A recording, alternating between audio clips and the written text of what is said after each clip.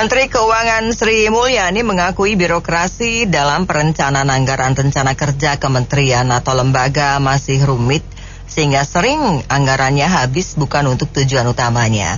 Dia mencontohkan anggaran kesehatan untuk penanganan stunting atau gangguan tumbuh kembang digunakan untuk perbaikan pagar puskesmas.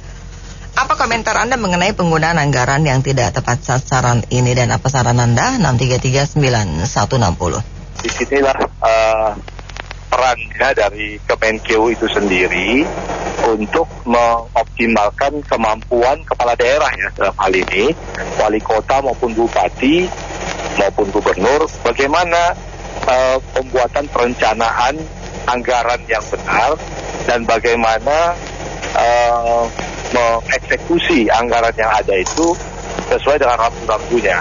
Nah di sini kerjasama Bappenas dan Kementerian Keuangan itu penting karena tanpa pemberdayaan yang cukup bagi kepala daerah ini maka akan terjadi terus sepanjang 5-10 tahun ke depan seperti yang Bu Sri bilang bahwa biaya untuk stunting malah jadi perbaikan yang lain.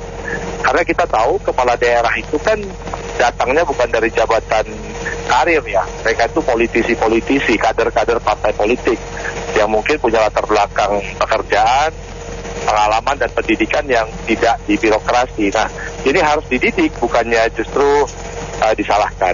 Tetapi dari sisi Kementerian Keuangan sendiri juga saya menyarankan coba lihat apalagi peran yang bisa dilakukan Kementerian Keuangan sebelum menyalahkan banyak kepala daerah, apalagi yang bisa dilakukan supaya penyerapan anggarannya bagus untuk rakyat, sebesar-besarnya persentasenya betul-betul terserap sampai akhir tahun 100%, dan juga penyerapannya bagus dan manfaatnya besar.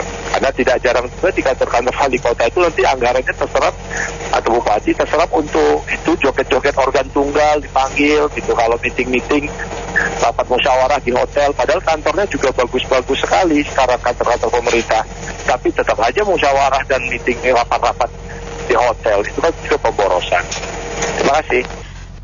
Ini segala sistem dibuat rumit atau tidak rumit, ujung-ujungnya kan kemungkinan ada korupsi. Bahkan berita terbaru di KPK, Bansos pun dikorupsi, padahal sudah ganti Menteri Mensos ya. Ternyata ada indikasi korupsi Bansos.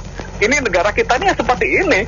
Undang-undang sudah ada, tidak boleh korupsi, tetap saja pada korupsi, nggak pejabatnya, nggak ASN-nya, nggak aparat negaranya. Karena apa? Karena untuk masuk menjadi aparat negara, ASN atau pejabat negara kan curang-curang di belakang layar, membeli jabatan atau settingan, kemudian seperti itu. Jadi orang-orang yang tidak jujur yang bisa menempati posisi-posisi ASN, aparat negara atau pejabat negara, sehingga rawan untuk berbuat korupsi, kemungkinan seperti itu. Terima kasih, Assalamualaikum warahmatullahi wabarakatuh. Kalau saya boleh kasih pendapat ke Pak Jokowi ya, langsung ke Pak Jokowi. Itu terserah Pak Jokowi sih, dia kan presiden.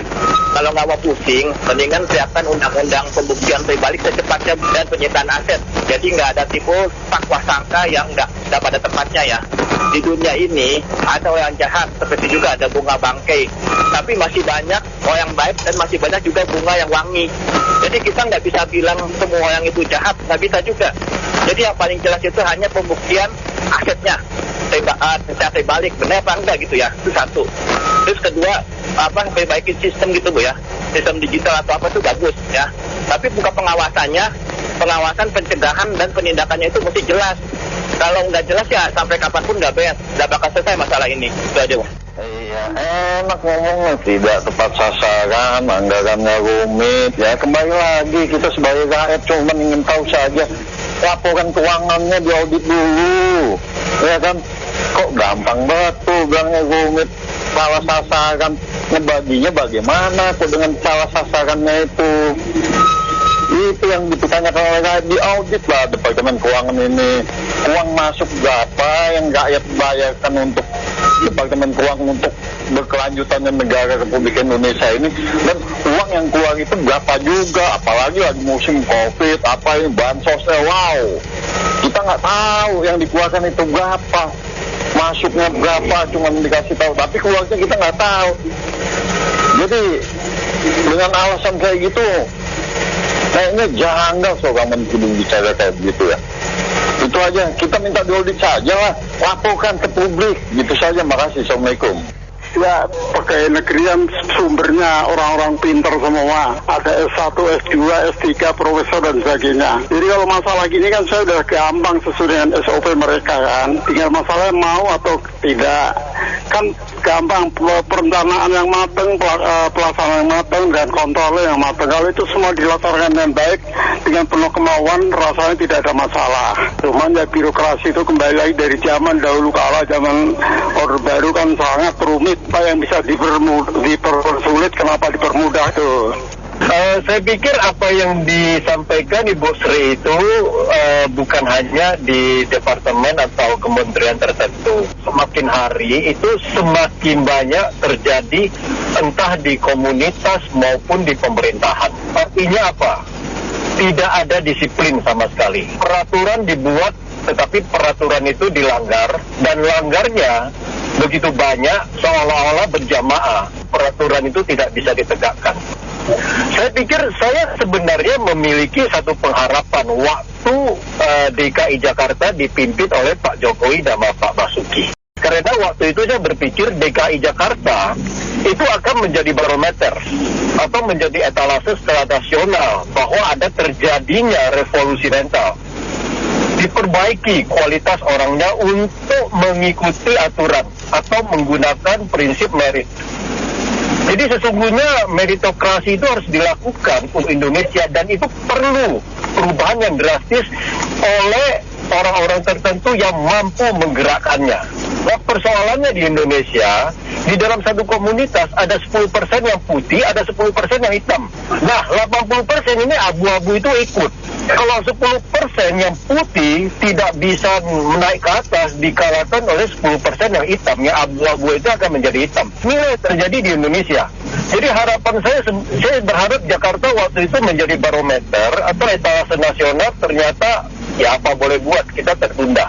Tetapi saya masih memiliki pengharapan Indonesia. Saya masih yakin di dalam itu ada 10% masyarakat yang baik. Ayo kita bersuara untuk Indonesia yang semakin baik ke depan. Terima kasih.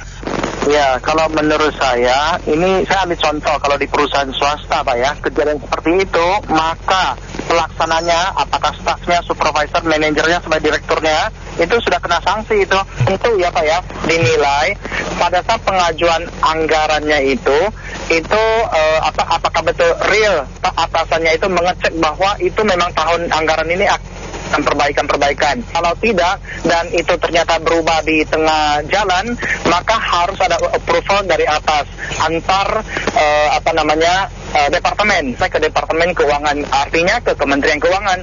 Kalau tidak ada approval begitu dan dijalankan sendiri dan nilainya cukup besar atau sering-sering, maka itu sudah harus kena sanksi berat. Kecuali ya yang tetet bengnya yang kecil-kecil ya. Tapi kecil-kecil kalau sering-sering itu juga salah, apalagi yang besar. Oleh karena itu ini ketidakpatuhan seperti ini memang harus dikenain sanksi yang tegas. Apakah di dalam pemerintah itu pejabat itu tidak ada sanksi-sanksinya atau hanya sanksi administrasi atau sanksi penurunan jabatan saja? Kan harus juga ada sanksi yang maksimal, betul nggak? Demikian. Jadi kalau tidak kapok-kapok uang untuk dicari dari pajak rakyat kan tidak gampang. Masa dipakai sembarangan? Bukan urgent punya itu dialihkan ke tempat lain yang tidak begitu penting, pagar-pagar lah, perbaikan-perbaikan. Stunting itu kan sudah hal yang sangat penting oleh Pak Jokowi, kan dianggap itu hal yang sangat penting. Tidak boleh dialihkan ke perbaikan-perbaikan yang bukan sangat penting punya. Demikian. Jadi gini, memang revolusi mental tidak berjalan sampai kapanpun begitu. Yang dibutuhkan sebenarnya bukan orang pinter, tapi orang yang betul-betul mau kerja, giat ya. Jangan sampai sama sekali bodoh sih ya, harus tengah pinter lah kalau perlu kualitas SDM nih. Karena terlalu pinter pun pinter ngibu, pinter berbuat yang kurang baik. Sehingga di edukasi pun tetap aja, dimana ada kesempatan mereka akan melakukan hal-hal yang kurang baik. Itu kan uang-uang rakyat ya, uang dari kita yang kita gunakan untuk bayar SPP tahunan. Jadi saya kira betul-betul sulit ya. Revolusi mental itu bukan seperti membalikan telapak tangan. Iya, sama kayak penelpon sebelumnya ya, kayak udah budaya ya. Bener nih si Mas Espen, kalau beneran nggak bosen menyuarakan tentang penyimpangan, korupsi kayak begini ya bagus. Masalahnya ini kadang-kadang bener ya, bukan karena ada niat. Mereka nggak ada niat tuh untuk korupsi, tapi ada kesempatan. Paling kan bukan kepengen, tapi karena ada kesempatan embat gitu. Nah itu udah mental tuh, istilahnya kan kayak orang jatuh dompet di jalan. Yang benernya kan dibalikin, cari siapa pemiliknya. Ini kan nggak bikin nomplok. Ya mental kayak segini kan nggak bisa dibenerin dalam 1-2 generasi kayaknya. Tadi Bapak yang sebelumnya bilang revolusi mental gagal. Ya mungkin kita pesimis sampai tahap hari-hari ini kita mendengarnya di berbagai pejabat-pejabat yang melakukan hal-hal yang tidak senonoh atau tidak sepatutnya. Tapi ya kita kalau mau menuju Indonesia yang lebih baik, yang maksudnya sampai generasi kapanpun Indonesia bangkit, harusnya hal ini terus dibicarakan. Amin. Yang tadinya dianggap wajar sampai benar-benar jadi manusia yang malu kalau korupsi, malu melakukan kecurangan atau merugikan rakyat sebagian besar. Mereka pakai untuk pagar, mungkin aja pagarnya memang rusak dan mereka butuh anggaran, tapi nggak ada anggarannya. Jadi kalau misalnya benar sih harusnya memang dilihat ya anggarannya, kebutuhannya untuk apa gitu. Kalau misalnya ternyata memang urgent, kalau nggak ada pagar kan siapa tahu jadi ada maling, sebagainya tuh. Nah jadi ya kalau memang perlu anggaran jadi tolong disediakan aja sih gitu. Jadi supaya nggak mengambil bagian dari yang lain-lain. Kalau menurut saya dong ya, kayak lagi nyari-nyari kesalahan kementerian lain gitu. Kalau menurut saya sih, kalau kayak buat pagar ya pagar kan penting dong. Ntar kalau misalnya ada maling atau apa kan gimana tuh? Menurut saya sih asalkan ya dipakainya benar, nggak dikorupsi ya nggak apa-apa gitu loh. Ya kan, menurut saya ya hal-hal kayak gini nggak usah terlalu dipermasalahkan lah, hal kecil gitu. Oke, makasih. Suatu contoh bahwa memang pejabat-pejabat yang punya kuasa itu masih berusaha untuk cari sampingan, jelas sekali.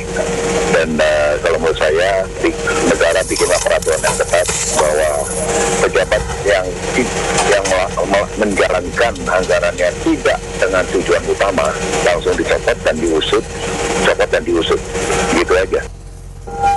Ya kejadian-kejadian seperti begitu menurut saya pribadi itu bukan hanya ada di Kementerian Sosial atau Kesehatan saja. Banyak departemen-departemen, bagian-bagian dinas-dinas juga demikian. Jadi itu harus dicek dulu, itu yang bikin dan mengajukan anggaran sekian besar itu untuk gizi buruk atau stunting itu siapa yang approve, atasannya siapa, yang bertanggung jawab siapa, itu semua harus dicek, harus benar. Lalu berikutnya baru ke kok bisa yang penting itu justru mau pencegahan dan mengurangi angka stunting itu malah dibikin untuk pagar atau yang tidak begitu penting, yang tidak begitu urgent.